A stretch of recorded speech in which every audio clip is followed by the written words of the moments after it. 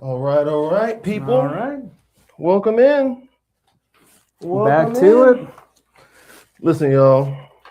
I sent y'all on my stories for a TikTok live. Now we on the IGs. We live on the Instagram. Mm-hmm. Y'all are just in for a treat. I'm gonna give y'all a minute. Also give myself a minute. That's usually code when people are doing this and they say, "Hey, I'm gonna give y'all a minute." It's AKA I need the minute, but I'm gonna put it on you for a second. But absolutely, I hope y'all are doing well. Happy Friday. Oh yeah, we love happy Friday. Friday For sure. Mm-hmm. Friday today.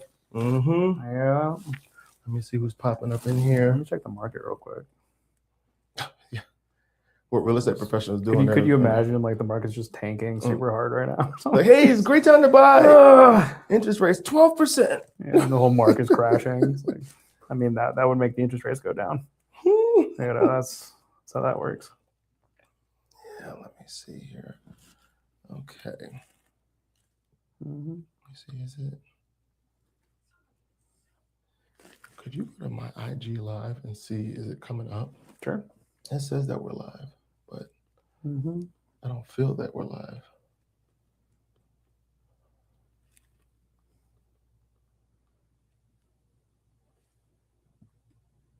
Get 0. Of course, now it's not going to work. I think it came up after you when you put the first letter, funny enough. All right. Sure. Sure, Instagram. Let me see here. It says I have a little signal here. I want to try to share the Wi-Fi with you. Come go into your Wi-Fi. I think it's right there. Oh, it is actually. That's actually a good point. I was actually going to send it to you though. Hey, it's not as well. That's your business phone or your personal? That's your business or personal? Both. All right, send it now. Personal. Yeah. Oh. Yeah. I think I just sent it to your personal then. Okay, cool.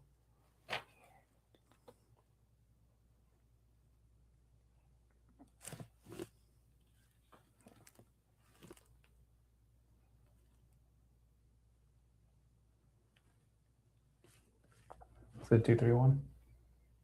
Is that the 231 number you sent? No, I don't know that. That also might just be a little bit. Huh? That's right. I sent it to the other one, just in case, for good measure. Did it work? It's my business. That's right here. I guess I've been got a whole thing on. Hello. I'm about to be live. I think we are live technically. Actually, I am technically live. Hey, honey. Huh? But you good? We're doing it. We're doing it. All right, peoples. Still don't know what's going on. It's perfect. It's really one day at a time around here. Yeah, I guess the thing is, the weirdest thing is, it may just be me being an uncle right now, but I feel like if I'm live and I'm on Instagram from my phone, it should tell me, hey man, it should say something. You on live somewhere. I seen one. Is that you? Well, I'm feeling like an uncle over here too. Yeah. I'm here. 2 uncles trying to survive. But anyway. One day at a time. One day at a time. That was the TikTok live. Oh, that just makes me aggravated. All right, people. I don't like seeing stuff and I don't know who's there. Oh, I got a comment actually. You got a comment? Oh. Hey, my wife is on. Hey. Hey girl, hey. All right.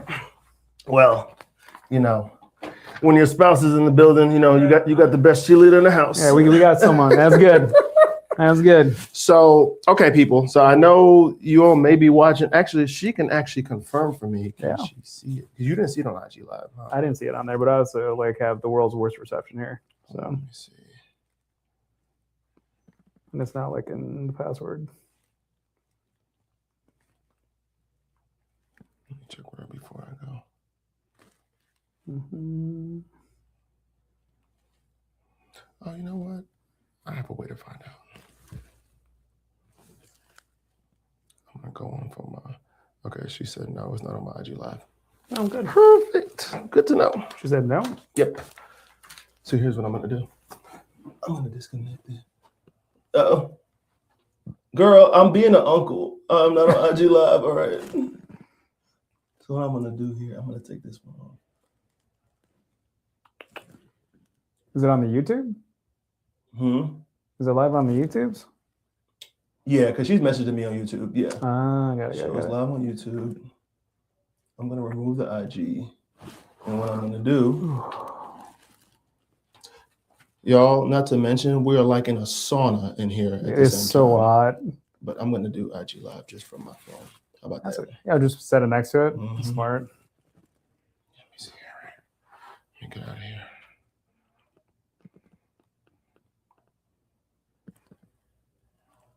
Wait, Instagram don't have live anymore? Instagram's got live. There's no way. I literally just. Is that why it's not working? That'd be hilarious. My live is gone. I feel like 2 days ago I just seen live.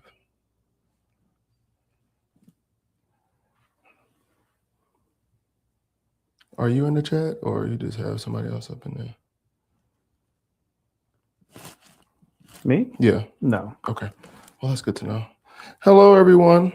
Hello. It's really hard to do your own tech because Uncle Dave right now cannot connect to his IG Live. Uncle Dave's doing his best, all right? Uncle Dave is doing the best of what he got. Okay, we're one step at a time. That's what's going on. All right, well, that's not working. So I guess we're only on YouTube today. That's okay. YouTube's great. Yeah, I love YouTube. Right, people, shout out to my YouTube family. We love YouTube. Hopefully they find this and they get some use out of it. Yeah, I think we still got some gems for you here. So first and foremost, thank you all for tuning in to our delayed First Friday with Nathaniel Shaban, mortgage loan originator. Shaban is great. Shaban. Sorry. I see when you get me off my P's and Q's, and this is what happened. You get him going on tech and everything falls apart. Nathaniel Shaban, mortgage originator. No, mortgage officer. Yeah, we're not that's compliant. Right. Not originator. So if y'all are following, I am David with Live&Gather Homes. I am an Atlanta realtor here. I specialize in helping my clients buy, sell, relocate, invest, all that good stuff. Dropping papers. Nate, his real name is Nathaniel, but we call him Nate. Nate is my mortgage partner, and we are here to provide you with some great resources and some things to consider if you are thinking about buying. Absolutely. You may not be there right this second, but I think this is a good way to start when you are thinking through what your next step is. So Nate, we got a lot to talk about today. We're going to talk about the market from my perspective as a realtor. We're going to talk about the market coming up next for you as a mortgage officer. Perfect. Also, we're going to talk about some Q&As that we get in our chats from Threads, TikTok, Instagram, some of the questions that people are asking us all the time. It's a lot of the same questions. It's funny, right? Different sides of the transaction, but like we are still getting the same questions. Yeah. So let's get right into it. All right. So we're going to talk about mortgage, and I'm just going to ask you on the front end, where are the interest rates right now, and what is your outlook? Absolutely. So interest rates right now, we are a little bit over 6%. Okay. Like right around like 6.5, 6.6. Of course, that's got a lot to do with the war going on. You know, oil. Usually, if oil prices are going up, like at the gas station, mortgage prices are kind of right there too. Okay. They're tied together a little bit. But you know, it really depends on the loan too. The different interest rates go with different loans, which is something to know about. Okay. Right. So that's why it's really important to have, you know, a really solid loan portfolio. Yeah. Right. To be able to kind of like help you walk through those things. Yeah. It's a lot. Okay. You know? Yeah. So tell me about this. I'm actually thinking about it as you talked about loans and different interest rates for different loans. So talk to me. I think about my first-time home buyers that may be coming into the market and like, hey, like, I don't know a lot about this, but I hear this thing about interest rates, but like, let's just be honest, like being a first-time home buyer, sometimes coming up with the capital to become a first-time home buyer. Also daunting. It is a daunting. Right? It is Kennesaw Mountain. Absolutely. Absolutely. That is it. So tell me, for first-time home buyers, are there like down payment programs or different loans that can help them attain home ownership? There are a good amount of government programs. There are grants out there. There's a lot of different things that are trying to help you buy a home.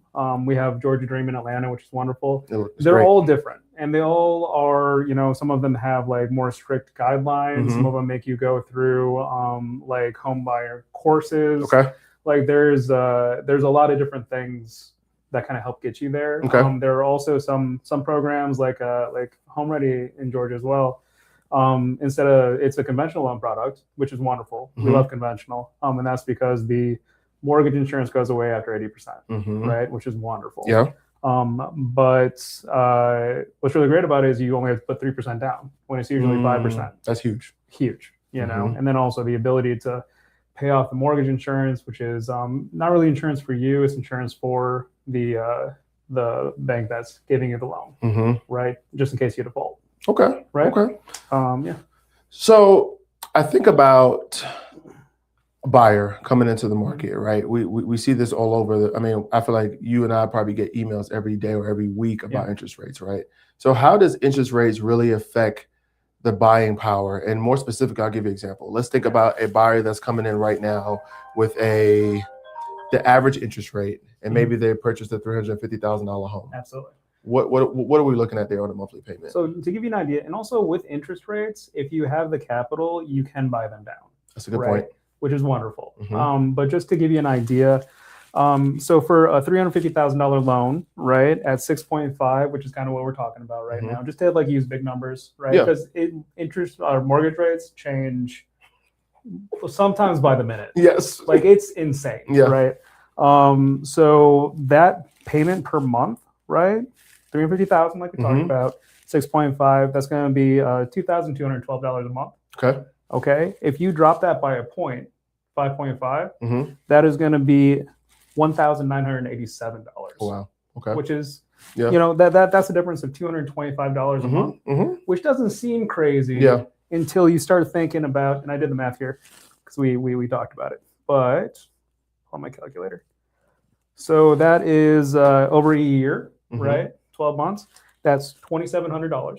Okay. And over 30 years, that's $81,000. That's huge. That's insane, right? And that's for a $350,000 house. That's a massive amount of interest. Wow. Right. Which is why also, there are different strategies that you can use. Yeah. Like we talked before, there's a difference between months and weeks. So if you pay your mortgage every other week, right? The months and weeks are different.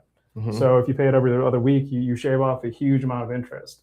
Right? Yeah, just from doing that. Yeah, I think it's like 7 years. I'd have to do the math again. Yeah. Yeah, it's crazy.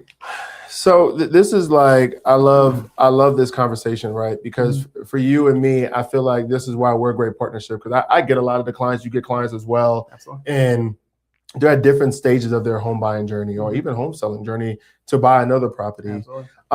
So I'm going to ask you, because the secret's safe with me, wink, wink. Let's talk about the housing market. It's just us. Only me and you. But as we think about the market, the housing market, you get to see it from the finances side. I get to see it in a combination of both sides. Absolutely. Do you think it's a good time to buy? Your honest take? Honestly, I think it's a wonderful time to buy. Okay. I think if you have the capital, if you've been in a job for 2 years, if you kind of like check all the boxes you need in order to get funded, I think that there's nothing better than owning your own home, having a solid budget, making sure that and growing that equity. Yeah. Right. And huge. Like, even if it's not exactly what you want, but it's doable, having that equity and being able to use that to kind of like not only as a safety net for your life, but also as a jumping board for your life. Right. Because your first house is probably not your last house. Yeah. Right. And then the next home you get, you have $150,000 in equity, so you can get something a little bit more what you want, which is perfect. So I think I honestly think it's a wonderful time to buy. I will speak to that, even being a living testament of that. I feel like for my family and I, buying our first home has allowed us to catapult into our next home, and we've been able to trade up. every time. So you'd be surprised what that equity can really do. And that's only just on the house side, but what the equity can do for you, even of like reducing debt, maybe doing some other things, maybe you want to make some improvements to your home that you always wanted to do. So that's such a great point. So thank you for sharing. Of course. I've interrogated you enough about, you're going to interrogate me. Yeah, apparently. Right. Well, let me see. Let's see. All right. How do you know if I'm ready to buy a house? That's a loaded question. Is that a loaded question? That's a very, wow. Okay. So, you know? All right. Am I in a therapy session? Okay. Yeah, but anyway. therapy. How do I know how can you tell? Mm-hmm. I think it starts with where you currently are. I'll give you an example. And I'm thinking about first-time home buyers. You are paying your rent every month, right, on time, right? Right. Do you have a nest egg? Right. Absolutely. You and I talked about this before about nest egg. It being super important. Nest egg changes people's lives. It can. And I think about the person that is paying rent right now. How does that rent amount feel? Like, does it feel tight? Does it feel like, oh, okay, I have the wiggle room I need if I want to go buy a house? Because the reality is that the difference between renting and owning, yes, I think at times it can be the cost per month. But I think the maintenance is a big deal. HOA fees, insurance, emergency funds, repairs, all of that now comes out of your pocket. So rent sometimes can make you feel a little fool's gold because you think like, okay, well, I have an extra $500 a month, it's fine, right? But it gets eaten up really fast in real estate. So I would say first is where you are financially, but I would say 1A, 1B, your credit score. I think those are things that you can control, but I think having someone like you there is actually a great opportunity because even if your finances be good, but your credit may not be good, and you're like, hey, but I really do have this goal of home ownership. Connecting with you and I can be a great opportunity to help them get to that point where you can like, okay, your credit's in order now, let's go. I would probably also say too, the biggest thing that I see a lot of my clients struggle with when it comes into the home buying process, understanding, I like to call it the 3 to 5 non-negotiables. And the non-negotiables are not necessarily related to the house itself. I think the house is important, obviously, you're making one of your biggest financial investments. But I think the most important thing is your lifestyle. Right. Are you an outdoor family? Do you like walkability? Absolutely. Like, do you want to be close to the school? Do you want to, or hey, I like being out in the country. I don't mind driving 20 minutes to Walmart, right? I mean, that's a very big thing. So I think probably the 3 things, if I had to make it concise, is 1, your credit score, your financial positioning, that's what I like to call it. And 3, what are your non-negotiables? Absolutely. I feel like when you have those 3 things, you can enter into the home buying journey with a clear eye and clear lens to say like, okay, I am ready to start this process. And it may still take me a few months, but I know what I want. Well, I think what you said there was really important too. Like, especially that last little bit, the financial stuff, that's, that stuff like I talk about all day. But just like having an idea of what you want, where you want to be, just like being able to kind of like start future planning that for yourself. I think that is almost like really almost the first thing you want to do. It's like, hey, like my finances are a mess. I'm not sure about my credit score. We can fix that. Like we can get you in a place where that is good. But if you don't know where you want to live and what kind of house you want, if you want a pool, like you said, if you don't mind living in the country, that sort of thing, which let me tell you, I'm from the country. Like there is, you can't put a price tag on silence. When it's like it's just you and the crickets out there and some real bright stars. That's a good day. I'm with you. Absolutely. It's so funny. So I'm from Brooklyn originally, and I feel like I don't even know what silence was until coming down south. And like now I'm like, this is the best thing ever. Like you don't hear police. Honestly, coming from up north to down south, and like when you hear the police sirens, like something's really going on. Oh yeah. Like versus like we're just a casual day up north. So that's true. That's true. It's just another Tuesday in Brooklyn. It's another Tuesday in Brooklyn. Right. So, but yeah, man. Yeah. So tell me. I got more. Let's see. Are we running out of time? No, you're good. You're good. Let's see. How long does the home buying process take?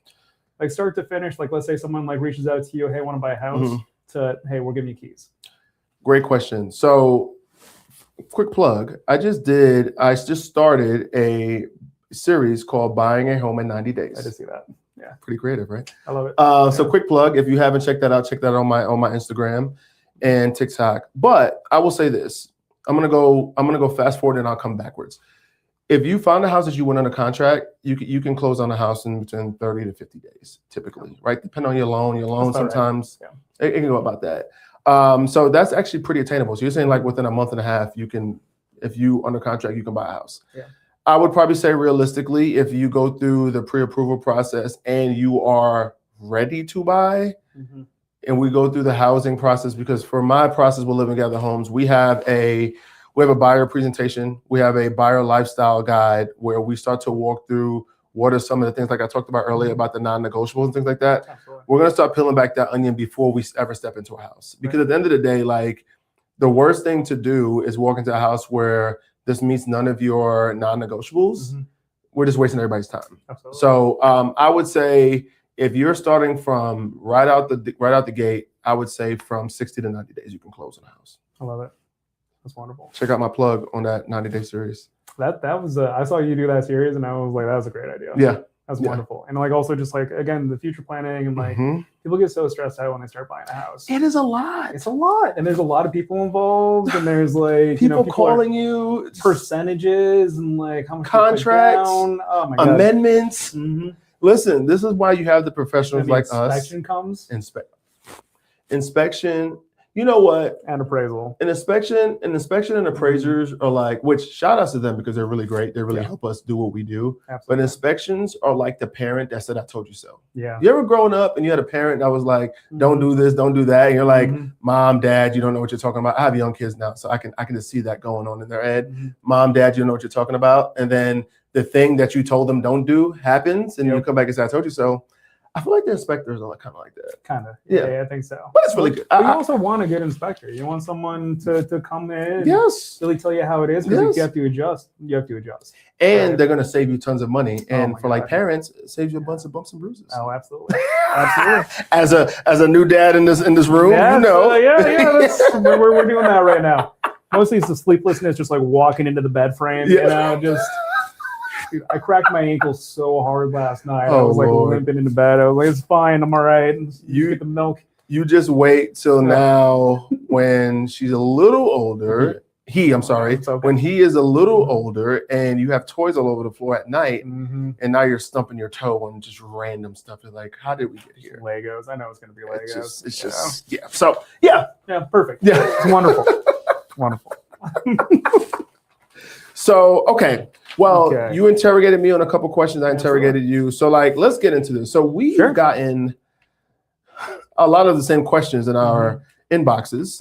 Shout out to you all for giving us this information. So I'm going to ask you a couple questions that I've gotten, and I want you to answer it in the Nate fashion. The no loan guy is going to give you answers about loans because he actually does have plenty of loans. So we're doing just fine. Yeah. So Nate, tell me, what credit score do I need to buy a house? There we go. So credit score is like, it really depends on the type of loan you're trying to get. Of course, usually you want to shoot for about 620, right? Okay. 620 is really, really comfortable, really safe. You can do some loans lower, but also sometimes that involves like manual underwriting. I don't want to get into that. Just know it is very hard. It takes a lot of people. It's a whole thing. A lot of manual labor, huh? A lot of manual labor, yeah. But you usually like shooting for 620, which is very doable. Okay. You know, and also with, you know, what you want to do is get a credit check, go to, you know, either me or someone like me, right, who knows what they're doing, and you know, you have your credit ran, have them take a look at it, and what they'll do too is they will tell you where your pain points are. They will say, hey, you have these things need to be paid off, or, you know, hey, we need to be really stable with our payments for a while to bring this back to where it needs to be. I think that's huge because who wants to do it like kind of like playing blackjack? You just kind of hoping that this is the right thing. Guessing is not the way to go. Yeah, right? not we're buying a house. There's also wonderful like apps you can get. Like Credit Karma is something I use for myself. Yeah. When I was you know, first time kind of like my credit journey, trying to learn more about it and trying to get, you know, out of, you know, the wonderful hole COVID put me into. You know, there's Credit Karma. There's a bunch of other ones out there. I know Caleb Hammer's got one. Dave Ramsey's got one. You know, there's plenty of budgeting software, the whole thing. I mean, like really the one that you use, that's going to be the one you want to use. Yeah. Right. Okay. No, I appreciate that. Absolutely. So this is a hot topic because for me as a listing, I'm a hybrid agent where I do buyers, I work with sellers as well. Can you tell the audience the difference between a pre-qualification and a pre-approval, and which one you think is more important? Oh, absolutely. So pre-qualification is a lot of guessing, right? Pre-qualification is, hey, I think I have this much debt. Hey, I think I make this much money. Hey, I think that you can qualify for this house, right? A pre-approval is, this is how much debt I have. This is how much credit I have. This is, my assets. And then with that hard information, you can really kind of nail down and be like, this is the amount of house you can have. This is the type of loan you can have. It really helps you, get a pre-approval, which allows for the writing of a contract, which is wonderful. I think I'm not super crazy about pre-qualifications. Yeah. I think it's wonderful to know kind of where you're at. Yeah. But I think if you're going to do it, do it. Yeah, that's how I feel about it. Yeah. I also think about it too. Pre-qualification sometimes can put you as the buyer at risk when you get on the contract, because it's kind of saying like, yeah, at the high level, but when you go in and do your review and you see like, hey, like you really can't qualify for a house. Or there was like a lump sum that hit your account, or there's a ton of things that can happen. Yeah. And a lot of what we do on the mortgage side is trying to negate that risk and try and get us as ready as possible for the next step. Yeah. Right. So it's the first thing is we want to make sure that you do qualify for the loan. So that's the credit, making sure you have a little bit of money, or you qualify, and then like the second step is, okay, let's make sure you have all your documents, we can go through underwriting. We're always kind of like looking to make the next steps move. Yeah. Right. I think about here in Atlanta, I get a lot of clients, a lot of buyers that reach out to me that they may have a W-2 job, but then also you have a certain population, a certain group of self-employed workers. Yeah.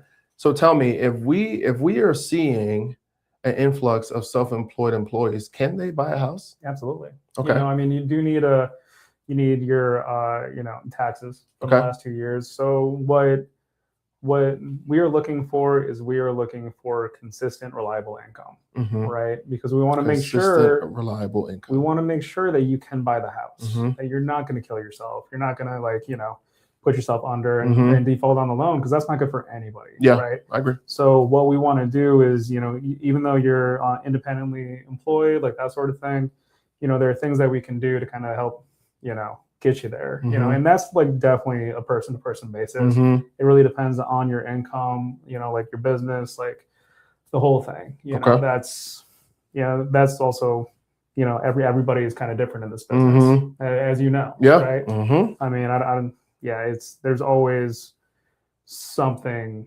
different. So you really want to find somebody that you trust, that you can, kind of grow with, and to be able to put together a wonderful loan package. Okay. Well, thank you. So can you share some of the questions that we get on the realtor side? On the realtor side? Yeah. Let's see. You did ask me about how long does the buying process takes. I feel like we talked about another topic. Let's see. So we did a self-employed. What else? I think I wrote it down, and I think I alluded to it a little bit earlier on, so I'll talk about it. Yeah, absolutely. I got a message about what's the difference between a buyer's agent and a listing agent. Oh, right, that's the one. Yeah, so I'll explain to you the easiest way to think about this.